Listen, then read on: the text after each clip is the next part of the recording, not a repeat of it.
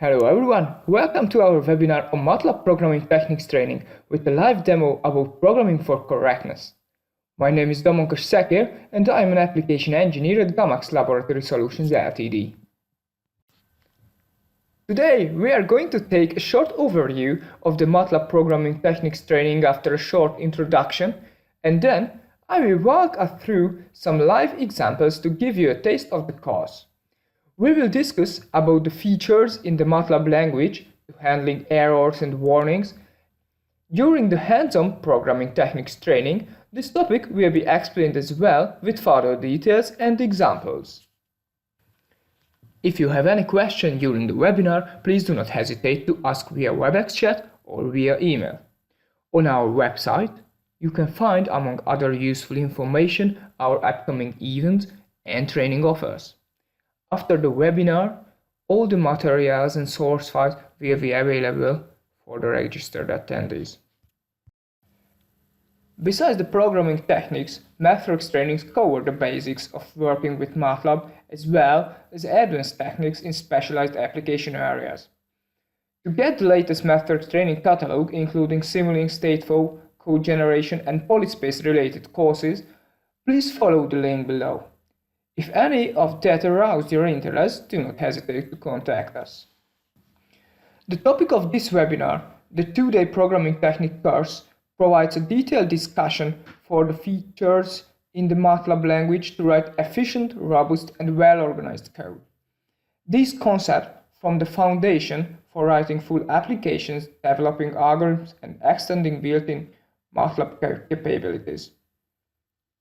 Details of the performance and memory optimization are also covered throughout the course, as well as tools for writing, debugging, profiling, and finally sharing code. Modularizing code into readable and maintainable segments, like functions and classes, is often an important design consideration. Besides, creating a robust application that withstands unexpected input and produce meaningful error is the goal of most of the application developers. As you can see, this training is an intermediate one, so it assumes strong MATLAB background. Now, please let me describe the 9 chapters of the training in a few sentences. After an introduction on the first day, the second, Utilizing Development Tools chapter, presents the usage of integrated tools to manage code, diagnose problems, debug applications, and measure performance. These devices help you to find compile time errors and help to find out which part of your code you should develop to reduce the runtime. In the next chapter, you will get to know how to write and run tests in MATLAB using test functions. By the help of these opportunities, you can easily verify the behavior of your application.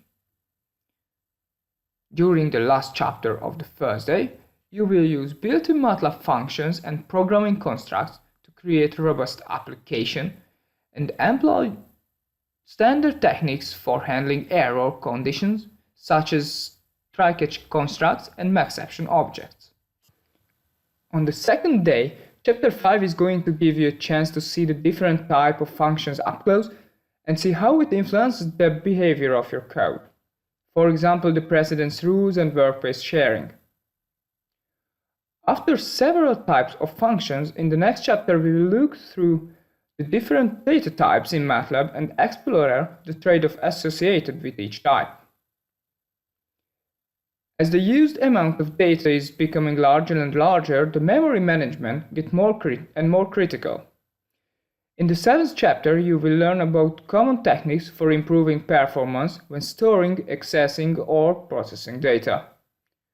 The last topic before the conclusion is help you to share final version of your application, package code and documentation into a custom toolbox for distributing to other users. Now we have got a picture of MATLAB Programming Techniques Training. Now let us move on to the demo part of the webinar. I'll bring you a few topics to discuss more in depth. First, we are going to see how we can handle warnings and errors in MATLAB. Move to MATLAB. In case we are starting the code. Now, I create a badly conditioned matrix and a division operation with that. After a while, an orange square will appear in the top right corner of the script editor.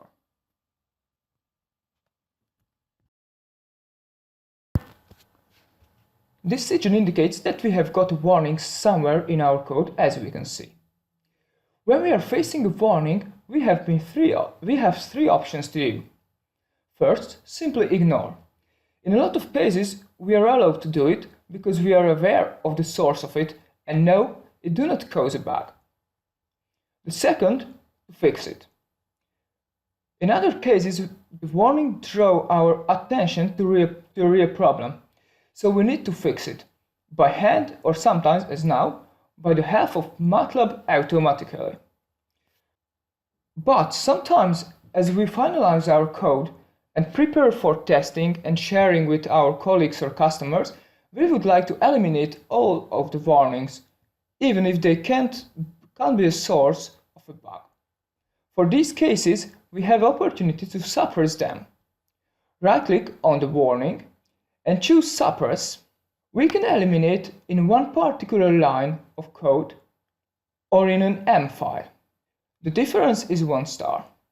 As we can see, both warnings have disappeared. In the second cases, we have collected them at one place in the code. We are also allowed to suppress a particular warning in all files. However, it could be very dangerous because the setting will be valid to all of our project. It belongs to MATLAB Code Analyzer Preferences, which is also available for graphical interface.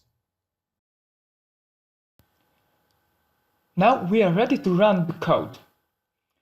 Despite of the fact that we have eliminated the compile time warnings, we still need to face a runtime one. Of course, we also can ignore or fix it as well. But do we have an opportunity to suppress the runtime warnings as well? Yes, we do. As a first step, we need to obtain the ID of the warning by the help of the last warn command. It is giving back the message and ID of the last warning. Then we can disable or enable it by the warning command. Let's have a look. First, pass on or off, and secondly, the ID. This is a global setting. It is valid until we close MATLAB or enable it again. So if we would like to change the validity of the warning message for a given part of our code, it is a good practice to code the off and on command at the same time to the corresponding line.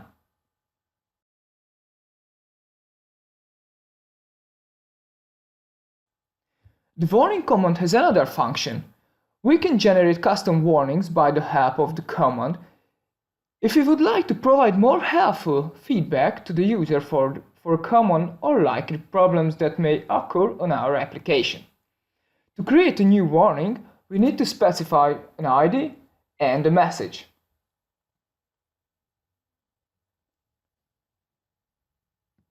Of course, we can query the custom warning by the last warn command as well.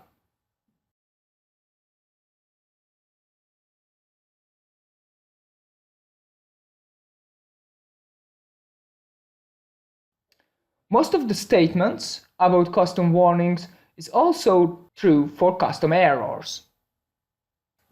Based on this demo, now you have a picture about how detailed the MATLAB Programming Techniques Training is. I hope we aroused your interest and we will meet on one of our trainings. Please do not hesitate to ask all of your questions regarding to our trainings and products. Our next public MATLAB Programming Techniques training will be on Budapest, 18th and 19th of April. You can register on our website. Thank you for your attention and have a nice day. Goodbye.